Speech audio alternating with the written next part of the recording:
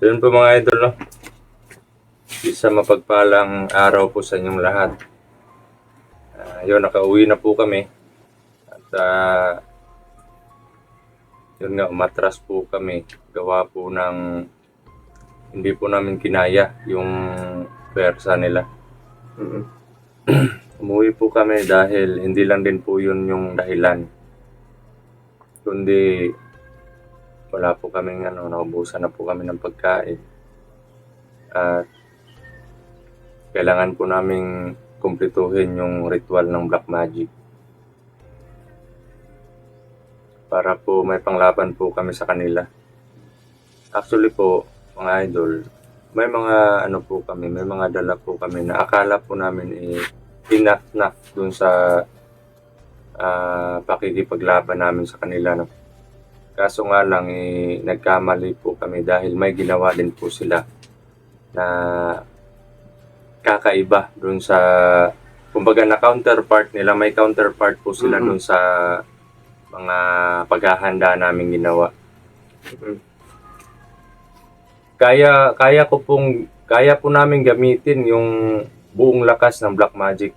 Kaso nga lang, kalahati pa lang yung kabisado namin. Kasi pag pipilitin namin gamitin lahat, delikado po, kami yung makukontrol ng mahikang itim.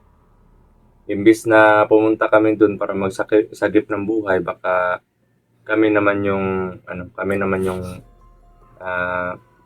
i-rescue dahil mismong mga mga abilidad yung kalaban namin, no? At delikado din para sa tutulong sa amin pag nasa estado po kami ng kontrolado ng Black Magic, no? So, yun mga idol, hindi pa po namin alam kung hanggang kailan po kami makakabalik kasi maghahanap pa po kami ng mga sangkap para doon sa ritual sa Black Magic para makabisado po namin lahat. At may dadalhin din po kami ng mga magagamit namin doon sa laban. Kahit po alam po namin kung paano sumpain yung mga kalaban, pero alam din po nila yun po yung ginagawa nila. Pag nasumpa yung mga kapangyarihan nila, alam din po nila kung paano po kami lalamangan, no? Kasi plano kami ng plano, pero yung kalaban nagpaplano din po yan. Kaya sa totoo lang, matindi na si Medallion. Okay. Matindi na siya. Ilang beses na po namin inanapan ng paraan yung lakas ng Medallion, pero hindi na uubusan po ng alas si Medallion, no? Mga idol. Lalo na at kasama na yung yung Mangkukulam. At hindi pa yan mga idol. Ngayon na nasa ilalim na nila ng kapangyarihan nila si Maui. Yung time po na habang nagre-ritual po sila, gusto kong gumawa ng eksena para po maputol yung or hindi nila maituloy yung pag-ritual kay Maui. Kaso nga lang, ang naisip ko, kausapin ko si Maui dun sa mutya na nilagay ko sa utak niya kasi nung time na takot pa kami na baka mag-traitor siya sa amin noon, yung mutya, nilagay ko yun sa utak niya. Inorasyonan ko yun, nag-usal po kami nun. Tapos, kahit kontrolado ko yung isip ni Maui noon that time na nagbago na siya, natalo pa rin or nasumpa pa rin ang kalaban kaya nakapasok yung ritual nila sa pagkatao ni Maui. Kaya nadagdagan yung lakas nila at alas. Alam naman po natin kung gaano kalakas si Maui din pag nasa labanan. At alam din po natin kahit wala po siyang anting-anting maaari po na bibigyan siya or lalagyan siya ng malakas na kapangyarihan ng mangkukulam. At hindi din basta-basta yung mangkukulam na yun, bunso, kasi habang si Maui lang yung nire-ritualan niya yun noon that time, pero parang parang naano ako na Hindi na ubusan ng lakas ng ano na yun. parang lugi ka sa kanya, di ba? Ang lakas ng mga ano niya, ng mga bitaw na orasyon. Yan, nakita naman po sa video kung paano ko po sinipa ko yun para mano yung attention niya sa iyo, mawala. Tapos yun, hinila kita para umatras muna. Kasi delikado tayo nun Kasi akala ko, mga idol, nasa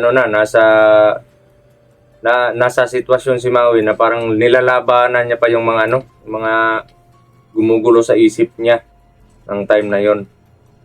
Parang nilalabanan niya yung ritual ng kalaban. Pero wala sinanggaban niya nga ako Kaya nga nakita ko yun. Para akong ni-wrestling ni Maui nun. Ang lakas, hindi ako makakilos, buti na lang tinapon niya ako.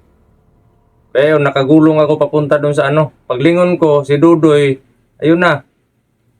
Orasyon na ng orasyon yung kunti na lang yun, bunso. Talagang mahihipnotize na ka na sa buti na lang black magic yung ginamit mo.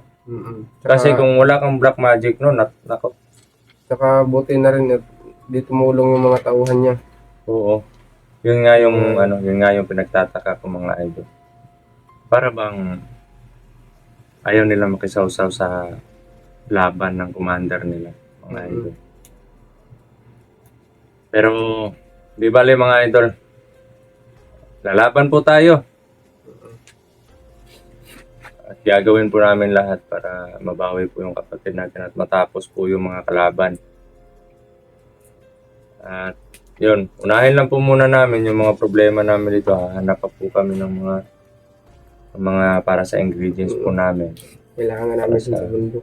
Ritual, saka pagkain din namin.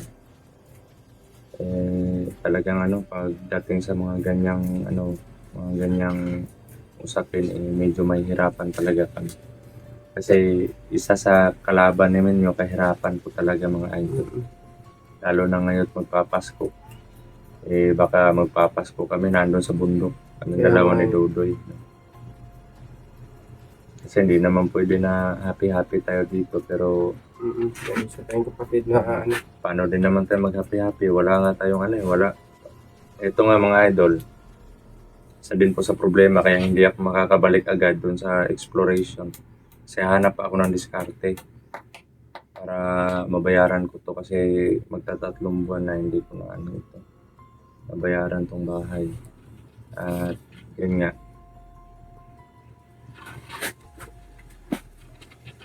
pa ng mga bata yung Christmas party. Sa pa daw, sa December 18 daw yun, yung Christmas party nila. Sabi ko sa kanila kagabi na hindi ko ma-promise kung makakasali kayo kasi wala talaga. Walang budget, walang bigas. Pero di bale, laban lang tayo at alam naman po natin na hindi po tayo pababayaan ng Panginoon. Yung goal lang po namin ngayon labanan po yung yung hamon ng buhay, hamon sa buhay namin. Yun lang po yung goal namin ngayon. Kasi pagtitigil din naman kami sa exploration or pabayaan na lang namin yung gulo, hindi rin kami matatahimik gawa po ng pinupuntahan po kami ng mga kalaban. Kasi tinik po kami sa landas nila At sana magtagumpay po tayo, mga idol. kasama po namin yung mga presensya nyo, mga dasal nyo sa pakikipaglaban namin sa kanila. Hindi man po kami sigurado kung mananalo kami. At least na alam nyo po na lumalaban po kami para sa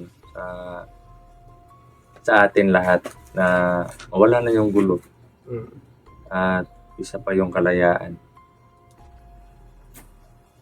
May nagtatanong din po sa akin, mga idol, ano po talaga yung punto or ano po talaga yung point ng mga taong yan, bakit nila ginagawa yan?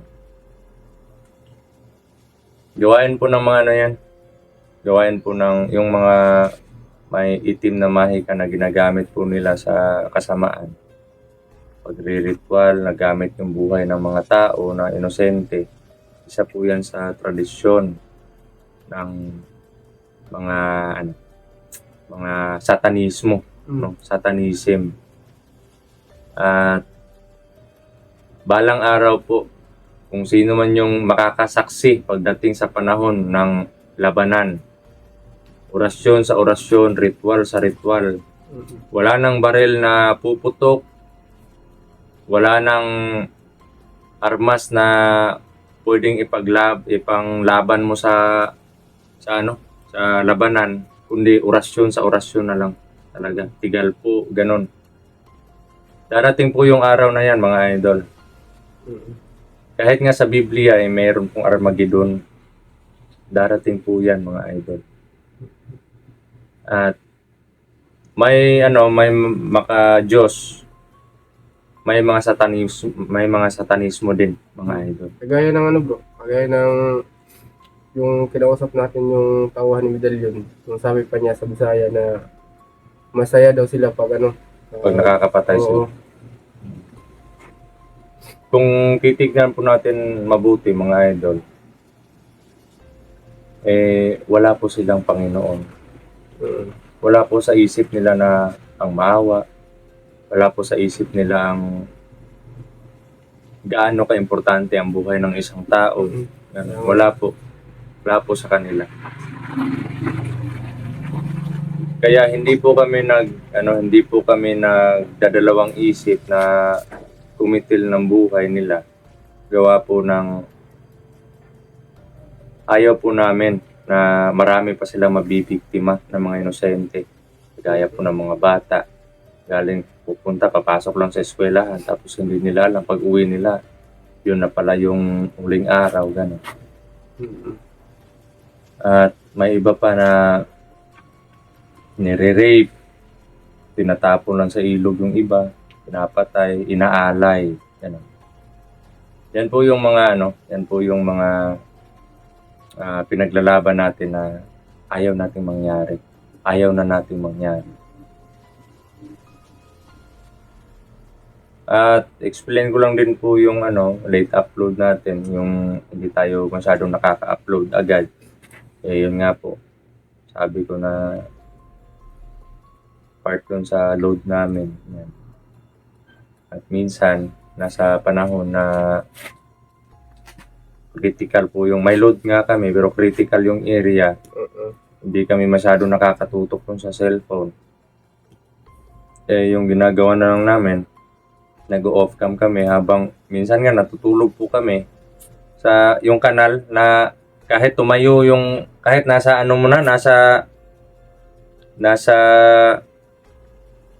harapan na kami ng kalaban, hindi kami nakikita kasi natutulog kami sa ilalim ng mga damo. Doon kami sa ilalim ng mga damo, tapos yung dinadaanan namin, inaayos namin para hindi nila makita yung mga footprint namin. Kaya ganun po ka critical yung sitwasyon. Ganun ka delikado talaga. Buti na lang si Bunso, alam na din po niya yung limitasyon niya.